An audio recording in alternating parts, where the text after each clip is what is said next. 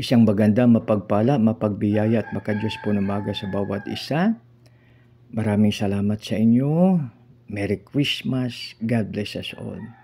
Dito na po tayo. Welcome po kayo sa ating gawain mga kaibigan. Dito na po tayo sa mga awit 29:2. Akin pong babasahin.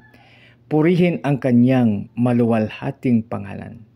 Sambahin si Yahweh sa banal na kaayusan.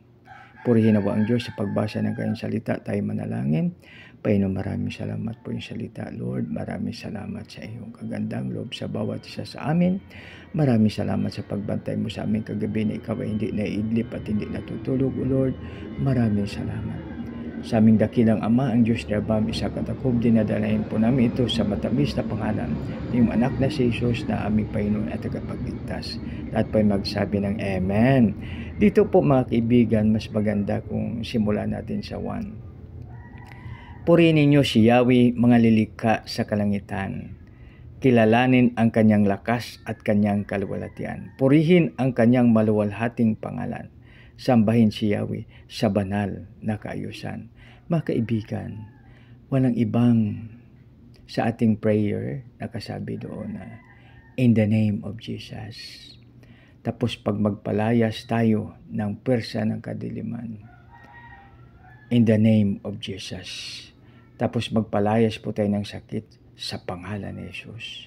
Kaya mga kaibigan, huwag natin kalimutan, aking babasahin sa muli. Purihin ninyo si Yahweh, mga lilikha sa kalangitan, kilalanin ang kanyang lakas at kanyang kaluwalhatian, purihin ang kanyang maluwalhating pangalan, sambahin si Yahweh sa banal na kaayusan. Mga kaibigan, ang una nating lakas ay ibigay natin sa ating Panginoon paggising natin sa umaga sa magitan ng pagpuri sa Kanya. Maraming salamat. Merry Christmas. God bless you all. At saka tayo manalangin. Panginoon, maraming salamat sa iyong salita. Tulungan mo kami, O Lord, na ikaw ay purihin sa aming paggising sa umaga at kung ano po ang aming mga natanggap na iyong ipinagkaloob na walang ibang source, Panginoon, kundi ikaw lamang. Kaya, Panginoon, maraming salamat. Sa aming dakilang Ama, ang Diyos na Abam, isa katakob, dinadanayin po namin ito sa matamis na pangalan ng iyong anak na si Jesus, naming Panginoon tagapagligtas.